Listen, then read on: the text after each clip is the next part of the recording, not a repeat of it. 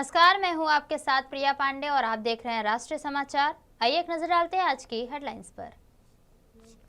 मन की बात पीएम मोदी ने केरल की मासूम के निधन पर जताया दुख, एआई और भारतीय मूल खिलाड़ियों का किया जिक्र। मेरठ में आज विकास का ऐतिहासिक दिन, पीएम मोदी करेंगे 30,274 करोड़ की नमो भारत आरआरटीएस और मेट्रो ट्रेन का भव्य उद्घाटन। जेएमडीसी में बूथ सम्मेलन, नितिन नवीन का कांग्रेस और राहुल गांधी पर तीखा हमला, शहरी नक्सलवाद का लगाया आरोप। देवघर में गौतम अडानी ने बाबा वैद्यनाथ धाम में टेका माथा, देश की सुख शांति और समृद्धि के लिए विशेष प्रार्थना। द्वारका सेक्टर 6 में उमड़ा जन सैलाब, साहिल धनशेरा को इंसाफ दिलाने के लिए कैंडल लाइट मार्च, नाबालिग चालक के खिलाफ कड़ी कार्रवाई की मांग। प्रधानमंत्री नरेंद्र मोदी ने मन की बात के 131वें एपिसोड में देशवासियों को संबोधित करते हुए एआई और तकनीकी विकास जैसे विषयों के साथ मानवीय संवेदनाओं पर भी बात की। उन्होंने केरल की 10 माह की मासूम आलिन शेरिन इब्राहिम के निधन पर गहरा दुख व्यक्त करते हुए कहा कि किसी भी माता पिता के लिए अपने बच्चे को खोने से बड़ा दुख हो ही नहीं सकता। प्रधानमंत्री ने कहा कि इतने छोटे बच्चे की असमय मृत्यु पूरे देश को भावुक कर देती है और अधूरे रह गए सपनों की टीस छोड़ जाती है। अपने संबोधन में उन्होंने T20 वर्ल्ड कप का उल्लेख करते हुए भारतीय मूल के उन खिलाड़ियों का जिक्र भी किया जो अन्य देशों की जर्सी पहनकर खेलते हैं। उन्होंने कहा कि ऐसे खिलाड़ियों को देखकर देशवासियों के मन में गर्व और आत्मीयता की भावना जागती है, भले ही वे किसी और देश का प्रतिनिधित्व कर रहे हैं। मेरे प्यारे देशवासियों, किसी भी माता पिता के लिए अपने बच्चे को खोने से बड़ा दुख कुछ और हो ही नहीं सकता।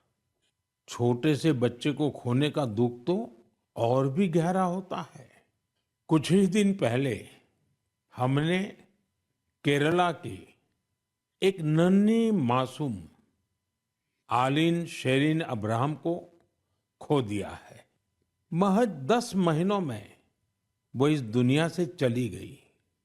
कल्पना कीजिए, उसके सामने पूरी जिंदगी थी जो अचानक खत्म हो गई। कितने ही सपने और खुशियां अधूरी रह गई। अब T20 वर्ल्ड कप के मैच देख रहे होंगे और मुझे पक्का विश्वास है कि मैच देखते हुए कई बार आंखें किसी खास खिलाड़ी पर टिक जाती होंगी। जर्सी किसी और देश की होती है, लेकिन नाम सुनकर लगता है कि अरे, ये तो अपने देश का है। तब दिल के किसी कोने में एक हल्की सी खुशी आती है, क्योंकि वो खिलाड़ी भारतीय मूल का होता है और वो उस देश के लिए खेल रहा होता है जहां उसका परिवार बस गया है। वे अपने अपने देशों की जर्सी पहनकर मैदान में उतरते हैं, पूरे मन से उस देश का प्रतिनिधित्व करते हैं। कनाडा की टीम में सबसे ज्यादा भारतीय मूल के खिलाड़ी हैं। टीम के कप्तान दिलप्रीत बाजवा का जन्म पंजाब के गुरदासपुर में हुआ था। नवनीत धालीवाल चंडीगढ़ के हैं। इस लिस्ट में हर्ष ठाकर, श्रेयस मोवा जैसे कई नाम हैं जो कनाडा के साथ साथ भारत का भी गौरव बढ़ा रहे हैं। अमेरिका की टीम में कई चेहरे भारत के घरेलू क्रिकेट से निकले हुए हैं। अमेरिकी टीम के कप्तान मोनांग पटेल गुजरात की अंडर-16 और अंडर-18 टीम के लिए भी खेल चुके हैं। मुंबई के सौरभ, हरमीत सिंह, दिल्ली के मिलिंद कुमार, ये सब अमेरिकी टीम के शान है। ओमान की टीम में आज कई चेहरे हैं जो पहले भारत के अलग अलग राज्यों में खेल चुके हैं। जतिंदर सिंह, विनायक शुक्ला, करण, जय, आशीष जैसे खिलाड़ी ओमान क्रिकेट की मजबूत कड़ी है। न्यूजीलैंड, यूएई और इटली की टीमों में भी भारतीय मूल के खिलाड़ी अपनी जगह बना रहे हैं। ऐसे कितने ही भारतीय मूल के खिलाड़ी हैं जो अपने देश का गौरव बढ़ा रहे हैं, वहाँ के युवाओं के लिए प्रेरणा बन रहे हैं। भारतीयता की यही तो विशेषता है।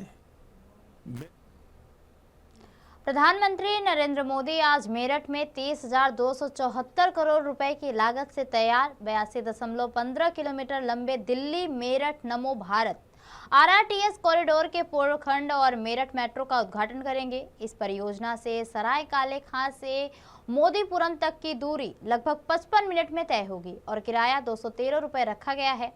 120 किलोमीटर प्रति घंटे की रफ्तार वाली मेरठ मेट्रो शहर के 13 प्रमुख स्टेशनों को जोड़ेगी, जिससे पश्चिम उत्तर प्रदेश को नई विकास गति मिलने की भी उम्मीद है। उद्घाटन कार्यक्रम में मुख्यमंत्री योगी आदित्यनाथ सहित कई वरिष्ठ नेता मौजूद रहेंगे। सुरक्षा के कड़े इंतजाम करते हुए करीब 5,000 पुलिसकर्मी भी तैनात किए गए हैं। उद्घाटन के बाद प्रधानमंत्री स्कूली बच्चों के साथ मेट्रो में सफर करेंगे और दोपहर 1 बजे मोहिउद्दीनपुर में जनसभा को भी संबोधित करेंगे। देखिए, आज जनपद मेरठ के लिए एक बहुत ऐतिहासिक दिन है। दुनिया के उन चुनिंदा शहरों में मेरठ शामिल होने जा रहा है और माननीय प्रधानमंत्री जी की विजिट है। इसको लेकर पुलिस प्रशासन और प्रशासन के सभी विभागों की पूरी तैयारियां हैं। 9 सुपर जोन्स में पूरे कार्यक्रम स्थल को बांटा गया है। उसमें एसपी स्तर के अधिकारी लगाए गए हैं, उनके अंडर में एडिशनल एसपीज और सीओ स्तर के अधिकारी, हमारे साथ में आरएएफ भी लगी हुई है और जितनी भी सिक्योरिटी एजेंसी से सभी के कोऑर्डिनेशन से लगभग 5,000 पुलिस बल इस सुरक्षा में तैनात है। जितने भी इंटेलिजेंस इनपुट्स हमें मिल रहे हैं उन पर भी काम किया जा रहा है और पूरी तरीके से हम लोग चाक चौबंद सुरक्षा व्यवस्था में लगे हुए हैं और कार्यक्रम को सकुशल संपन्न। राष्ट्रीय अध्यक्ष नितिन नवीन और गुजरात के मुख्यमंत्री भूपेंद्र पटेल ने 21 फरवरी को जीएमडीसी कन्वेंशन हॉल में आयोजित बूथ कार्यकर्ता सम्मेलन में हिस्सा लिया। इस दौरान नितिन नवीन ने कांग्रेस और राहुल गांधी पर तीखा हमला बोलते हुए कहा कि कांग्रेस शहरी नक्सलवाद का गढ़ बन चुकी है और यह राहुल गांधी के प्रोत्साहन से संचालित हो रही है। उन्होंने कहा कि भारत का युवा देश के सम्मान के लिए हर बलिदान देने को तैयार रहता है और स्वतंत्रता सेनानी चंद्रशेखर आजाद का उदाहरण देते हुए तिरंगे के सम्मान की बात कही। नितिन नवीन ने आरोप लगाया कि वर्तमान कांग्रेस अपनी मूल विचारधारा से भी भटक चुकी है। का व्यवहार कांग्रेस के सांसदों ने किया। प्रधानमंत्री जी को संसद के अंदर आने के लिए भी जिस प्रकार से उन्होंने घिनौना खेलने का प्रयास किया, जो हरकत करने की साजिश की थी, वो उनकी सोच को दिखाता है। मैंने इसीलिए कहा कि राहुल की कांग्रेस पूरी तरह से अर्बन नक्सलिज्म की गढ़ बन चुकी है और ये गढ़ कोई और नहीं, राहुल के प्रोत्साहन से चलती है। क्योंकि भारत का युवा किसी भी हाल में भारत के सम्मान के लिए अपनी हर कुर्बानी देता है। आप चंद्रशेखर आजाद से तुलना करते हैं, आप महात्मा गांधी से तुलना कर रहे हैं। अरे महात्मा गांधी और चंद्रशेखर आजाद ने भारत के तिरंगे के सम्मान के लिए फांसी पर लटक गए, पर भारत का सम्मान झुकने नहीं दिया। पर आपके लोग, जब पूरा भारत गर्व कर रहा था, जब पूरा भारत एआई समिट के माध्यम से विश्व को संदेश दे रहा था, उस समय आपने भारत के उस संदेश को चोट पहुंचाने का काम किया। और आप कहते हैं,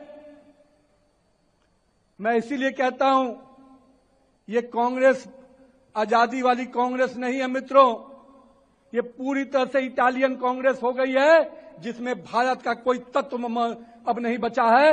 ये केवल इटालियन कांग्रेस के तत्व से काम कर रही है, क्योंकि भारत के संस्कारों में पला हुआ व्यक्तित्व, भारत के संस्कृति में पला हुआ व्यक्तित्व इस मिट्टी के साथ कभी कोई गद्दारी नहीं कर सकता। ये मिट्टी की गद्दारी कोई कर रहा है तो निश्चित रूप से ये इटालियन कांग्रेस कर रही है। बिहार से राज्यसभा की 5 सीटें खाली हो चुकी है, जिनके लिए 16 मार्च को मतदान होगा और उसी के दिन ही परिणाम भी घोषित किए जाएंगे। इस चुनाव को लेकर राज्य की राजनीति भी तेज हो गई है। विपक्षी दल राष्ट्रीय जनता दल को एक सीट जीतने के लिए 41 विधायकों की समर्थन की आवश्यकता है, जबकि गठबंधन के सहयोग के बाद भी उसके पास केवल 36 विधायकों का समर्थन बताया जा रहा है। इस पर प्रतिक्रिया देते हुए दल के प्रवक्ता मृत्युंजय तिवारी ने क्या कहा, सुनिए। अब देखिए, राज्यसभा चुनाव की घोषणा हुई है। हमारी पार्टी का नेतृत्व, विपक्षी गठबंधन का नेतृत्व मिल बैठकर तय करेगा क्या निर्णय लेना है। सत्ता पक्ष के पास भी 5वें सीट के लिए पर्याप्त संख्या नहीं है, तो हमारे पास तो पर्याप्त संख्या है, तो हम विपक्ष पूरी तरह से एकजुट होकर के उम्मीदवार दे सकते हैं, लेकिन ये पार्टी का शीर्ष नेतृत्व तय करेगा। आगे आगे देखिए, जब समय आएगा सब तय हो जाएगा, तब इसकी घोषणा होगी। क्रॉस वोटिंग तो पहले भी होते रहे हैं। अब सत्ता पक्ष में भी जो गठबंधन में बहुत सारे सहयोगी दल हैं, वो सब भी अब उम्मीदवार कौन होते हैं इस पर भी निर्भर करेगा कि क्या होगा।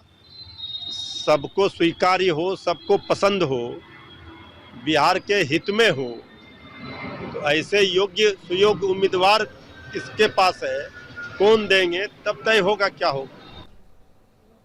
गौतम अडानी ने झारखंड के देवघर स्थित बाबा वैद्यनाथ धाम मंदिर में पूजा अर्चना कर भगवान का आशीर्वाद लिया। दर्शन के बाद उन्होंने कहा कि लंबे समय से उनकी इच्छा थी कि बाबा धाम आकर माथा टेके और आज उन्हें यह अवसर मिला है। अडानी ने प्रार्थना की कि बाबा वैद्यनाथ झारखंड सहित पूरे देश को सुख, शांति और समृद्धि का भी आशीर्वाद दे। बहुत दिन से मेरी इच्छा थी कि बाबा धाम में आके मैं दर्शन करूं, और आज बाबा वैद्यनाथ के चरणों में माथा टेककर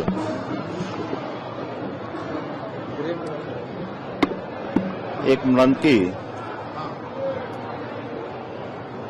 शांति प्राप्त करने हेतु मैं यहाँ आया हूँ। बाबा को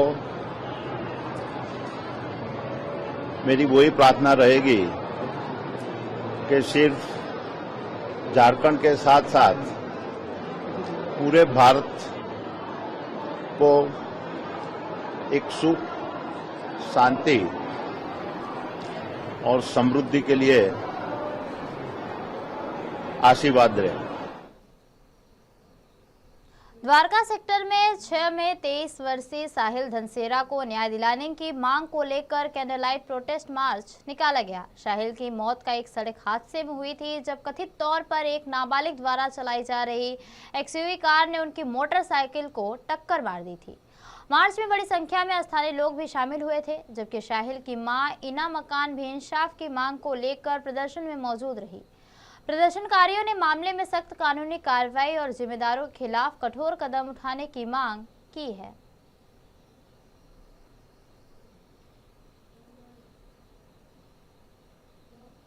बुलेटिन में अगली खबर सूरत से। होली खुशियों और रंगों का त्योहार है, लेकिन गुजरात के औद्योगिक शहर सूरत में हजारों प्रवासी मजदूरों के लिए यह त्योहार इस वक्त एक जंग बन गया है। घर पहुंचने की जंग।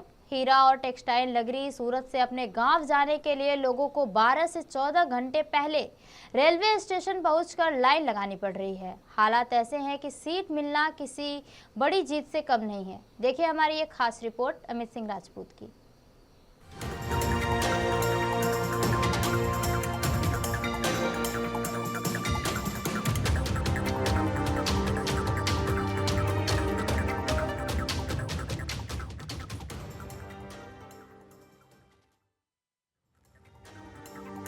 ये तस्वीरें हैं उधना रेलवे स्टेशन की, जहां इन दिनों हालात किसी मेले से कम नहीं है। प्लेटफॉर्म से लेकर वेटिंग एरिया तक हर तरफ सिर्फ यात्रियों की भीड़ नजर आ रही है। उत्तर प्रदेश, बिहार, झारखंड और मध्य प्रदेश जाने वाले हजारों प्रवासी मजदूर अपने परिवार के साथ रेलवे स्टेशन पर डेरा डाले हुए हैं। कोई फर्श पर बैठा है तो कोई घंटों से लाइन में खड़ा है। कई यात्रियों का कहना है कि उन्होंने महीनों पहले रिजर्वेशन कराया था, मगर लंबी वेटिंग लिस्ट ने उनकी उम्मीदों पर पानी फेर दिया।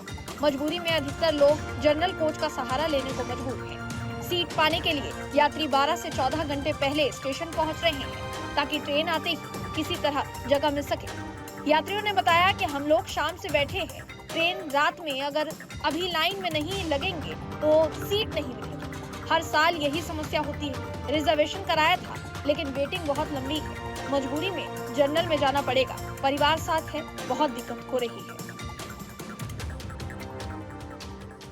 इस वक्त हम जहां मौजूद है, हम उसके बारे में बात करने से पहले हम आपको कुछ तस्वीरें दिखाना चाहते हैं। सबसे पहले आप इस तरफ देखिए, आपको लंबी लंबी कतारें दिख रही होंगी, लोगों की भीड़ों का हुजूम देखने को मिल रहा होगा। अब वहीं आप मेरे दूसरी तरफ अगर मैं आपको दिखाना चाहूँ तो आप दूसरी तरफ भी देखेंगे तो वही भीड़, वही कतार वही लोगों का हुजूम देखने को मिल रहा है। और ये हुजूम है उधना स्टेशन पर, और उधना स्टेशन पर ये हुजूम होने का कारण एक ही है कि आने वाले समय में होली का त्योहार जब नजदीक है, लोग अपने गांव की तरफ मुड़ रहे हैं।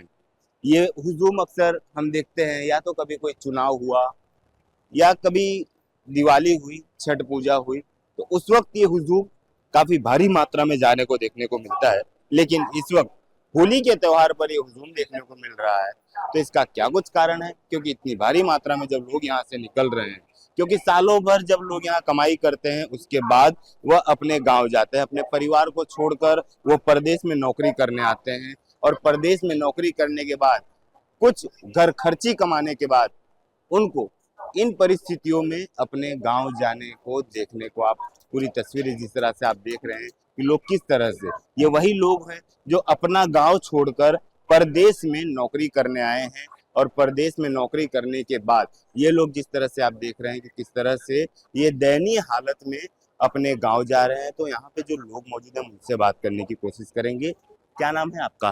दीपक से। दीपक जी, कहाँ जा रहे हो आप? गांव बिहार। बिहार। क्या होली की वजह से जा रहे हो? नहीं, वो परिवार का शादी है, इसकी वजह से। कब है शादी? 25 को। इतने दिन पहले से क्यों? पगार उगार नहीं हुआ था, इसके वजह से। बिल्कुल, देखिए कि ये अपने परिवार की शादी में जा रहे हैं, लेकिन चालू डिब्बे में बैठकर जाने की इनकी परिस्थिति इस समय आप देखने को देख सकते हैं।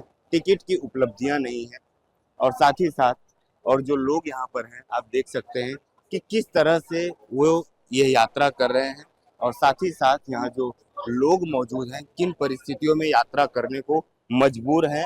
बैठने की जगह तो छोड़िए, यहाँ पर रास्ते पर लेटने की नौबत इन लोगों की, इन मजदूरों की आ चुकी है, क्योंकि यह श्रमिक जो है वो अपना पूरा परिवार छोड़कर परदेश गांव कमाने निकलते हैं। कोई अपनी पत्नी को छोड़कर परदेश निकला है, तो कोई अपने माँ बाप को छोड़कर गांव में परदेश कमाने को निकला है। इस वक्त आप देख सकते हैं जो महिलाएं हैं वो भी अपने परिवार से दूर कहीं ना कहीं अपने परिवार के साथ यहाँ पर कमाने निकले हैं। तो इन सारी चीजों को देखकर कहीं ना कहीं ये जो हालत होती है वो काफी दयनीय देखने को मिल रही है।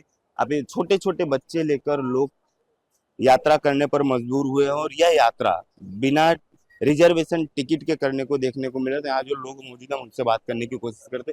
क्या नाम है आपका? जोगेंद्र ठाकुर। जोगेंद्र ठाकुर जी, आप कहाँ जा रहे हैं? बिहार जा रहे हैं। बिहार जा रहे? बिहार में होली के वजह से जा रहे हैं और भी कोई कारण? होली का वजह और फिर कारण घर का समस्या भी है। कितने सालों बाद जा रहे हैं आप गाँव? साल भर। साल भर। लेकिन ये परिस्थिति में जाना आपको कैसा लगता है? क्या बहुत बेकार लगता है भाई, बहुत बेकार। ये सरकार को कम से कम ये सोचना चाहिए कि पर डे एक ट्रेन कम से कम खोलें, एक यहाँ से खोलें, एक वापी से खोलें। अधिक कष्ट जो पब्लिक हैं वो वापी से आए हुए हैं। आप भी वापी से आए हुए हैं? जी हाँ, वापी से आए।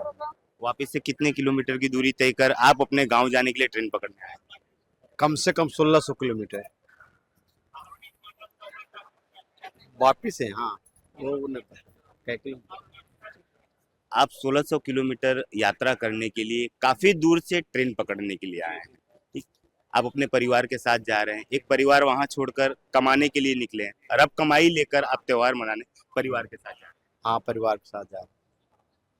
बिल्कुल, आप ये बाल बच्चे की आप तस्वीरें देखिए, रिजर्वेशन टिकटें नहीं मिल पा रही हैं। कहीं ना कहीं लोग जिस तरह से मांग कर रहे हैं सरकार से कि जो रोजिंदा एक ट्रेन उधर से उत्तर प्रदेश बिहार के लिए होनी चाहिए, लेकिन वो नहीं मिल पा रही है, जिसकी वजह से यहाँ पर लोगों को इस तरह से हुजूम में यात्रा करनी पड़े। और साथ ही साथ इन हुजूम को कहीं कोई दिक्कत ना हो इसके लिए प्रशासन भी मुस्तैद है, लेकिन प्रशासन कब तक मुस्तैद रहेगी जब यह हुजूम, क्योंकि पिछली बार की अगर बात की जाए तो पिछली बार जिस तरह से प्रशासन की जो लापरवाही सामने आई थी और प्रशासन ने उसको वो दबा दी, और इसके बाद इस बार वह लापरवाही सामने ना आए जिसके लिए प्रशासन ने पहले से अपनी मुस्तैदी दिखा दी है। और यह जो वेटिंग एरिया बनाया गया है, यहाँ पे तकरीबन प्रतिदिन 5 से 6 हजार लोग यात्रा कर रहे हैं। और इसी हुजूम के साथ कैमरामैन राकेश राजपूत के साथ मैं अमित राजपूत, राष्ट्रीय समाचार, सूरत। अव्यवस्था और भारी भीड़ के बीच छोटे बच्चे और बुजुर्ग सबसे ज्यादा परेशान नजर आ रहे हैं। मध्यम वर्गीय परिवार इस भीड़ को देखकर शायद सफर टाल दे, लेकिन इस श्रमिक परिवार के लिए घर पहुंचना ही सबसे बड़ी प्राथमिकता है। किसी के घर शादी है तो कोई साल भर बाद अपनों के साथ होली मनाने जा रहा है। सवाल ये है कि सूरत जैसे औद्योगिक शहर जहां यूपी बिहार के लाखों लोग काम करते हैं, वहां त्योहारों के दौरान ट्रेनों की संख्या मांग के मुकाबले इतनी कम क्यों है? रेलवे हर साल स्पेशल ट्रेनें चलाने का दावा करता है, लेकिन जमीनी हकीकत कुछ और ही तस्वीर दिखाती है। लाखों प्रवासियों के लिए मौजूदा इंतजाम नाकाफी साबित हो रहे हैं। हालांकि इस बार प्रशासन पहले से मुस्तैद नजर आ रहा है। अतिरिक्त वेटिंग एरिया और टेंट की व्यवस्था की गई है। यात्रियों को लगातार अनाउंसमेंट के जरिए ट्रेन की जानकारी दी जा रही है ताकि भगदड़ की स्थिति न बने। सुरक्षा के लिए railway police force, Gujarat railway police और स्थानीय पुलिस तैनात की गई है। फिलहाल होली के रंगों से ज्यादा इन प्रवासी परिवारों के लिए घर पहुंचने और ट्रेन में सीट मिलने की चिंता बड़ी है। सवाल वही है, क्या हर त्योहार पर यही हाल रहेगा या फिर व्यवस्था में कोई स्थायी सुधार होगा? सूरत के लिए अमित राजपूत की रिपोर्ट। तो ये थी अब तक की खास खबरें, और खबरों के लिए बने रहिए राष्ट्रीय समाचार के साथ। तब तक के लिए नमस्कार।